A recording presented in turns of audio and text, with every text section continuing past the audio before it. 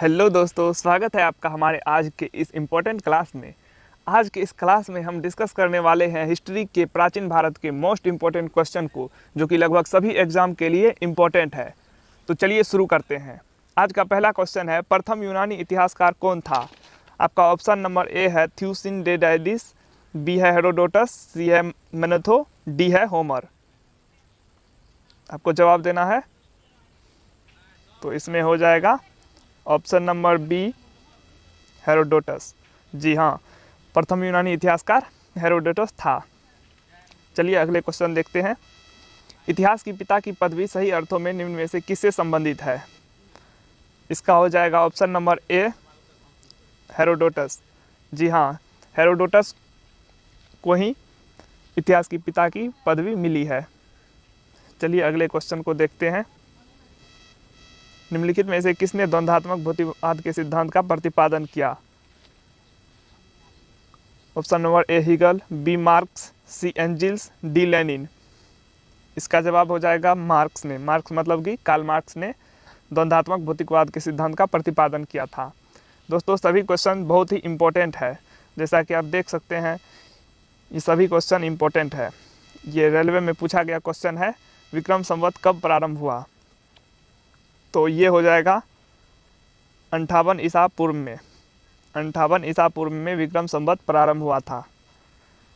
चलिए अगले क्वेश्चन को देखते हैं। शक संवत का प्रारंभ किस सम्राट के शासनकाल में 78 ईस्वी में हुआ था? देख सकते हैं दोस्तों, ये एसएससी 2000 में पूछा गया था, 2008 में पूछा गया था। इसलिए आप अगर कोई भी एग्ज़ाम की तैयारी कर रहे हैं तो ये सभी क्वेश्चन आपके लिए इम्पोर्टेंट है। तो देखिए दोस्तों, शक संवत का प्रारंभ किस सम्राट के शासनकाल में 78 ईस्वी में हुआ था? इसका हो जाएगा ऑप्शन नंबर बी हो जाएगा इसका, कनिष्क। क्वेश्चन नंबर 6, निम्नलिखित में से किसे एक नए संवत चलाने का यश प्राप्त है? इसका ऑप्शन नंबर डी हो जाएगा, लक्ष्मण सेन को। लक्ष्मण सेन को नए संवत चलाने का यश प्राप्त है। चलिए अगला क्वेश्चन देखते हैं। कार्बन 14 तिथि निर्धारण पद्धति का विकास किसने किया था? इसका हो जाएगा option number D, Willard Libby ने कार्बन जो कि तिथि निर्धारण की एक पद्धति है उसका विकास किया था। विलर्ड लिब्बी ने, ऑप्शन नंबर डी। चलिए अगला क्वेश्चन देखते हैं। कार्बन डेटिंग निम्न की आयु निर्धारण हेतु प्रयुक्त होती है। ये क्वेश्चन देखिए, उत्तराखंड के पीसीएस एग्जाम में 2008 में पूछा गया है। तो इसमें हो जाएगा जीवाश्म की। जी हाँ दोस्तों, जीवाश्म की आयु निर्धारण हेतु प्रयुक्त की जाती है कार्बन डेटिंग। क्वेश्चन नंबर 9, किस वेद में प्राचीन वैदिक युग की संस्कृति के बारे में सूचना दी गई है? ये क्वेश्चन एसएससी 1991 में पूछा गया है। किस वेद में प्राचीन वैदिक युग की संस्कृति के बारे में सूचना दी गई है? तो इसका हो जाएगा Rigveda. Rigveda option number A. Rigveda option number A. चलिए अगला क्वेश्चन देखते हैं। अगला क्वेश्चन है, त्रिपिटक धर्म ग्रंथ है।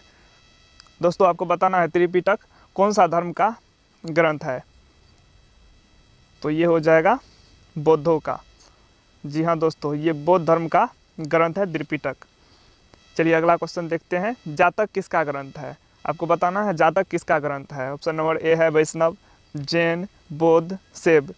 तो ये जातक जो है ये भी बौद्ध धर्म का ही ग्रंथ है। जातक जो है दोस्तों ये बौद्ध धर्म का ही एक ग्रंथ है। ऑप्शन नंबर सी, बौद्ध। चलिए अगला क्वेश्चन देखते हैं। कौटिल्य के अर्थशास्त्र में किस पहलू पर प्रकाश डाला गया है? तो इसमें हो जाएगा ऑप्शन नंबर सी, राजनीतिक नीतियाँ। जी हाँ दोस्तों, कौटिल्य के अर्थशास्त्र में राजनीतिक नीतियों पर प्रकाश डाला गया है। अगला क्वेश्चन है, कलहन की पुस्तक का क्या नाम है? दोस्तों ये क्वेश्चन बहुत ही इंपॉर्टेंट है, सभी एग्जाम में लगभग पूछा जाता है। कलहन की पुस्तक का नाम क्या है? देख सकते हैं बीपीएससी 11 में पूछा गया था। तो ये हो जाएगा option number D, Rajatarangini. Rajatarangini, option number D, Rajatarangini. चलिए अगला देखते हैं। अष्टाध्यायी किसके द्वारा लिखी गई है? अष्टाध्यायी, ये क्वेश्चन भी बहुत इंपॉर्टेंट है। अष्टाध्यायी किसके द्वारा लिखी गई है?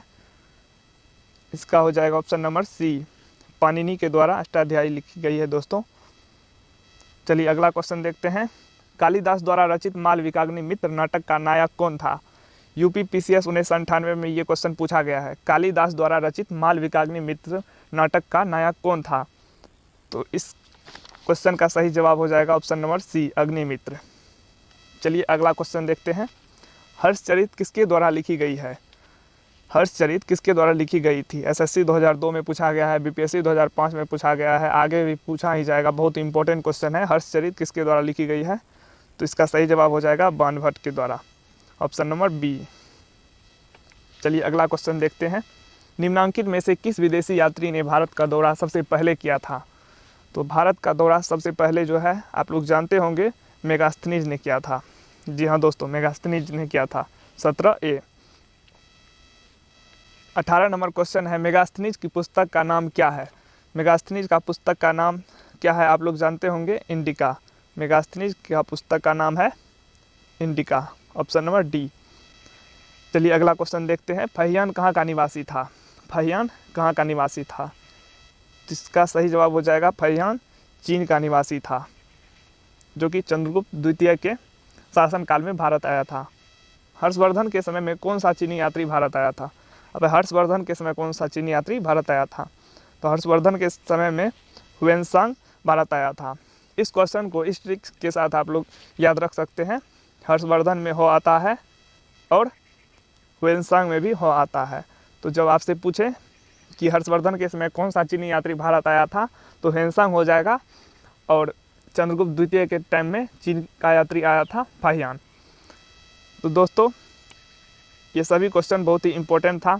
अगर आप जीके जीएस की तैयारी बहुत ही अच्छे से करना चाहते हैं तो इस चैनल को सब्सक्राइब कर लीजिएगा। यकीन मानिए दोस्तों, मैं ऐसे ही मोस्ट इंपॉर्टेंट क्वेश्चन इस चैनल पर लाता रहूँगा। जय हिंद।